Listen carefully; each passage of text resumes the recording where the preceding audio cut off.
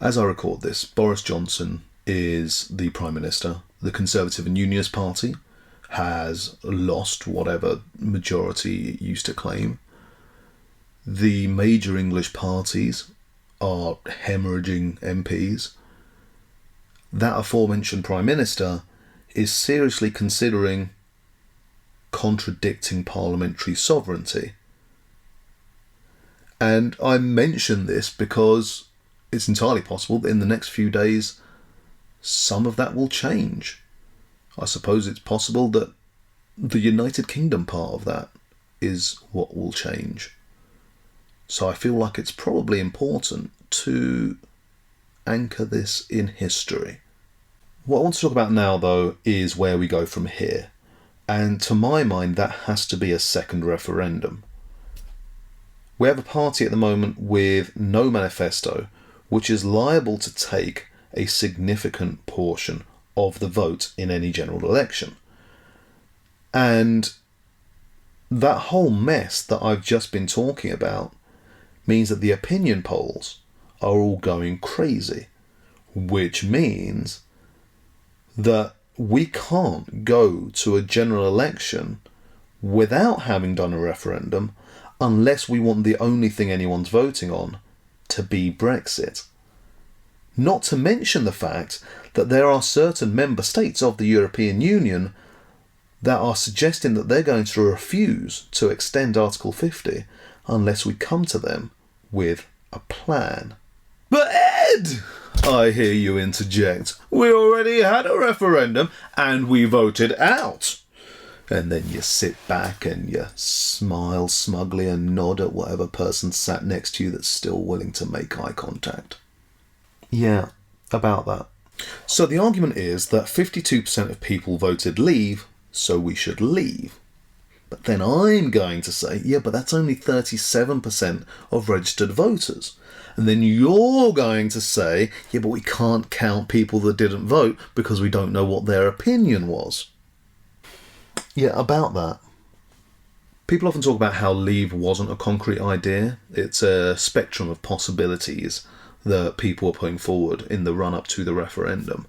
And what that means is that people that voted leave would all have had their own different interpretation of what leave means, which is something that we can get to in due course. But what I care about at the moment is the other side of that coin, is the fact that remain meant do nothing. We're already in the EU.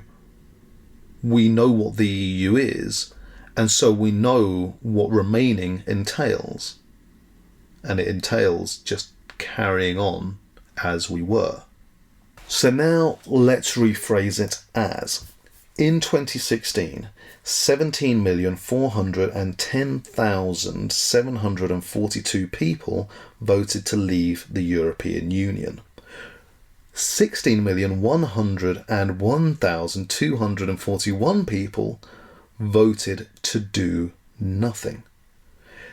25,359 people spoiled their ballots or left it blank.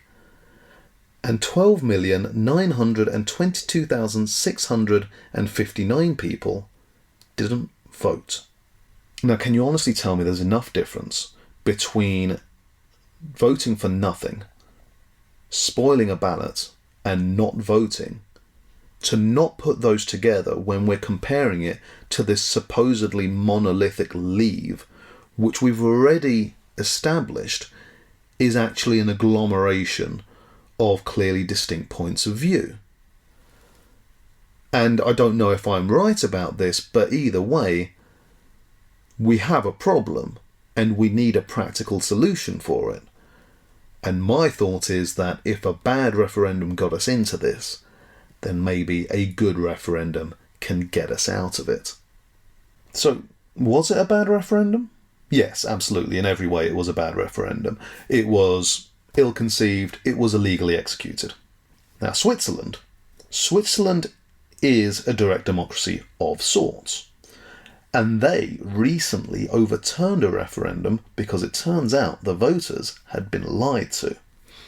Now, being that the United Kingdom is not a direct democracy and we have no experience with making a good referendum happen, perhaps theirs is a good example to follow.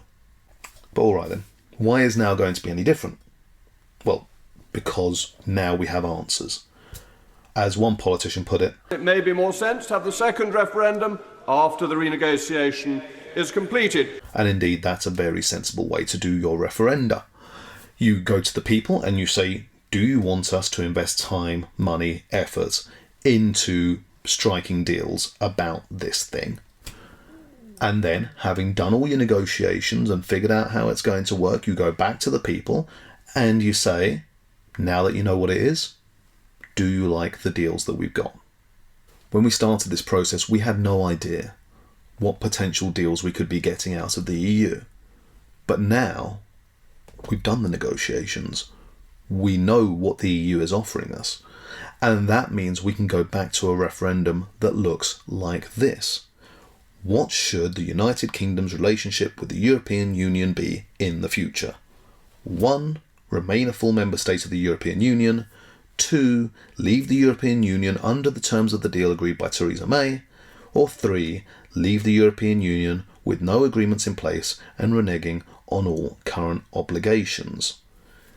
Those are the options available to us. They are real options. They're not really going to change. And we can debate them. But Ed, I hear you exclaim, that's just going to split the vote.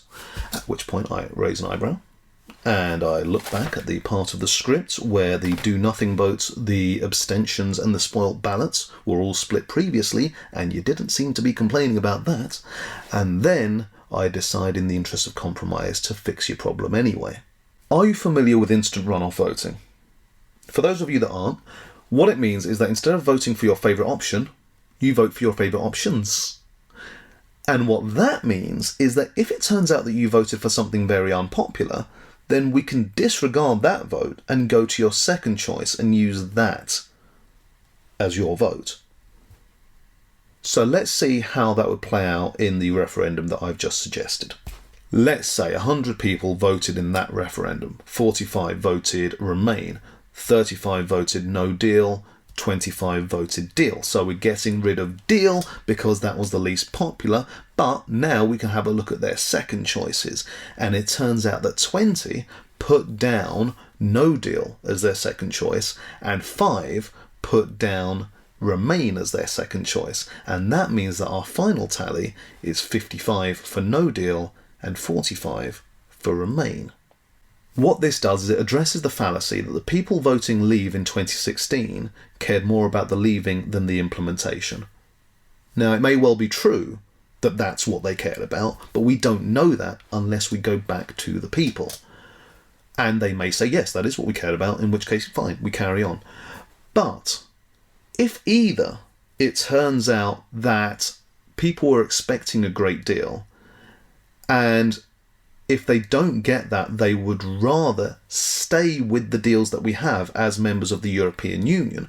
Or if it turns out that people are expecting complete freedom and they see being hamstrung by whatever deal we have as worse than being hamstrung by the current EU, which at least we have a say in, then Remain wins. But Ed, I hear you cry, that would make voting too complex. Allow me to be as blunt as possible. If somebody is incapable of understanding a polling card that asks them to put a 1 next to their favourite and a 2 next to their second favourite, how in the hell is that person ever going to understand the difference between being and not being a member of the European Union? I'm not one for restricting voting rights, but I think that we can all agree that the ability to pick a top 2 is not a particularly high barrier to entry for being able to take part in deciding a major constitutional crisis. So now the question is, how could you possibly object to finding out the answer? This is a serious question. Let me know down below and try to keep it civil.